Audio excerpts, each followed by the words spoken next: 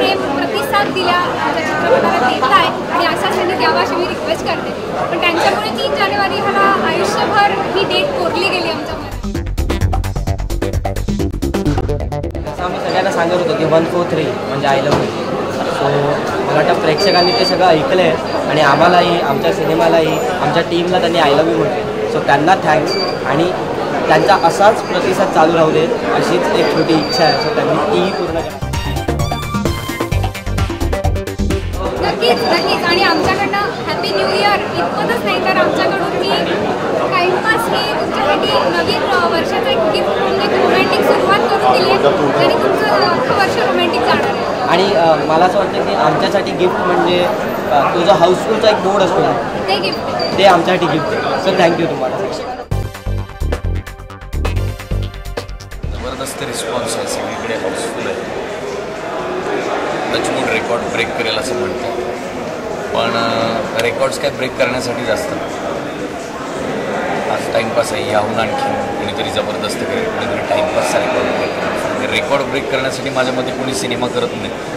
लोकांना सिनेमा आवडला पाहिजे, लोकांचं एंटरटेनमेंट चांगल्या पद्धतीने झालं पाहिजे आणि ज्या पद्धतीचा रिस्पॉन्स आहे किंवा ज्या पद्धतीचे SMS आहेत किंवा व्हॉट्सअप आहेत किंवा जो फीडबॅक मिळतो त्याच्यावरनं असं वाटतं की लोकांना सिनेमा आवडतो, which is a very very very fine thing. मला असं वाटतं या सिनेमात ॲज सच स्टार्स नाही आहेत, ॲज सच बिग एकच मोठं नाव आहे रवी जाधव. नटरंग, बालक, पालक, बालगंधर्व, रवीसारखं मोठं नाव आहे.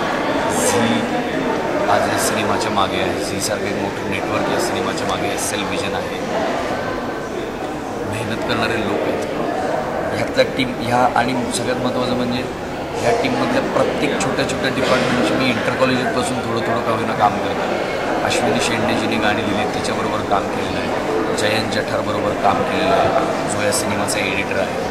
असे खूप छोटे छोटे छोटे छोटे अगदी डिपार्टमेंट हेड ऑफ डिपार्टमेंट्सपासून त्यांच्या ॲसिस्टंट्सपासून त्यांच्या असिस्टंट्सपासून सगळ्यांनी जीव तोडून मेहनत घेतली आहे सिनेमाला. प्रत्येकजण घेत असतो, पण मला असं वाटतं की हाच रिस्पॉन्स राहावा आणि राहील. 2-3 गोष्टी खूप महत्त्वाच्या आहेत. एक म्हणजे मराठी फिल्म चालणं, मराठी फिल्म जोरदार चालणं आणि तुफान चालणं. तर माझ्या मते तुफान चालावी, सगळ्यांचं इंडस्ट्रीतल्या सगळ्या लोकांचं त्या निमित्ताने भलं होईल. आज आपण असं म्हणतो काय मराठीत सिनेमे चालत नाहीत, मराठीत सिनेमे कोणी पाहत नाही. हळूहळू चित्र बदलू लागलं, आता बदलेल, टाईमपासमुळे आणखीन बदलेल, येणाऱ्या सिनेमांमुळे आणखीन बदलेल. त्यामुळे आमचा सिनेमा किंवा तुमचा सिनेमा, ह्यांचा सिनेमा, त्यांचा सिनेमा, हे जे पूर्वी होतं, हे जे होतं आता ते तसं राहिलेलं नाही. मला असं वाटतं मी टाईमपास हा माझा सिनेमा समजतो आणि दुनियादारीशी माझा काहीही संबंध नसताना, म्हणजे क्रिएटिव्हली पण नाही, काय नाही, पण एक मराठी प्रेक्षक म्हणून मी माझा दुनियादारीशी संबंध समजतो. सिनेमे चालले पाहिजे आणि सगळ्या पद्धतीचे सिनेमे चालले पाहिजे. कमर्शियल चालला पाहिजे, थोडासा ऑफबीट एखादा सिनेमा असेल तर तोही चालला. मार्केट डेव्हलप झालं तर ॲव्हेन्यूज ओपन होतील, ॲव्हेन्यूज ओपन होतील. जर होणार असतील तर डेफिनेटली नवीन डिरेक्टर्स मराठी फिल्म करतील आणि उत्तम करतील आणि माझ्या मते नवीन डिरेक्टर्स हेच मराठी फिल्मचं फ्युचर आहे. सिनेमा तयार केलेला आहे, सिनेमा आज रिलीज झालेला आहे. एवढी गर्दी होऊ दे थिएटरला की लोक म्हणून चला हवा येऊ दे म्हणून. सिनेमा रिलीज झालेला आहे आणि खूप जास्त टीपी होणार आहे सिनेमागृहात महाराष्ट्रभर सगळीकडे, कारण विषय सगळ्यांच्या जिव्हाळ्याचा आहे, घराघरातला आहे आणि एज ग्रुप जरी कुठलाही असला तरी खरं जर प्रेमात पडायला वय नसतं, टीपी करायला, टाईमपास करायला तर अजिबात वय नसतं. त्याच्यामुळे मला असं वाटतं की सगळ्या वयोगटातल्या मुलांना, मुलींना, आईला, वडिलांना, शिक्षकांना, मित्रांना, सगळ्यांना हा सिनेमा आवडणार आहे. आणि नवीन वर्षाची सुरुवात इतकी रोमॅन्टिक होते आहे, इतकी छान होते आहे.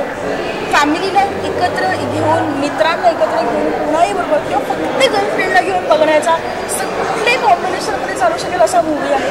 त्यामुळे खूप टीपी होणार आहे, खूप कल्ला होणार आहे आणि आय एम शुअर सगळे हा टीपी, हा टाईमपास खूप एन्जॉय करतात. थँक्यू.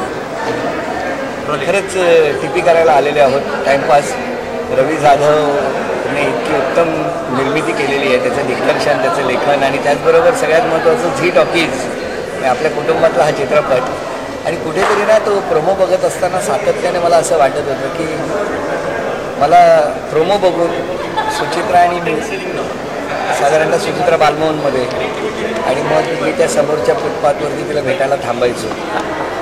23 वर्षापूर्वी किंवा 25 ते 27 वर्षापूर्वीचे ते सगळे दिवस डोळ्याकडनं म्हणजे खालनाचे सरकन गेले प्रोमो बघताना. तर नेमकं काय आहे ते बघूया. आणि मग ते बघत असताना थँक्स टू रवी की या संपूर्ण फिल्ममध्ये मिनिटभर का असे ना पण या फिल्मच्या सोबत जोडता आलं तेव्हा टाईमपास खूप उत्तम चित्रपट झालेला आहे. मी अजून बघितलेला नाही त्यामुळे मी एक्सायटेड आहे बघण्यासाठी. खूप छान वाटतं. हां खऱ्या अर्थाने हॅपी न्यू इयर. कारण जुन्या सगळ्या 25 वर्षापूर्वीच्या आठवणी ताज्या करणं आणि त्याचबरोबर पहिल्या प्रेमातल्या त्या पहिल्या आठवणी पहिला क्षण आणि मग ते दिवस आणि मग तो दगडू त्या दगडूमध्ये कुठेतरी ते अभिनयनगरमधले दिवस असं असेल कदाचित माहीत नाही नेमकं काय आहे पण आता जाऊन बघतो. पण टाईमपास या चित्रपटाला शुभेच्छा आणि खऱ्या अर्थाने सहकुटुंब सहपरिवार बघू शकाल असा नक्की चित्रपट. कारण रवी जाधव जे काही करतात ते उत्तम करतात. एक उत्तम तयारी दिशी झालेला झी टॉकीजची ही निर्मिती नव्या स्वागतासाठी सज्ज आहे. तुम्हाला तुमच्या पहिल्या प्रेमाची आठवण नक्की होईल किंवा प्रेमातली पहिली आठवण नक्की होईल एवढं खात्रीने सांगतो. जातो कारण टाईमपास करायला आलो.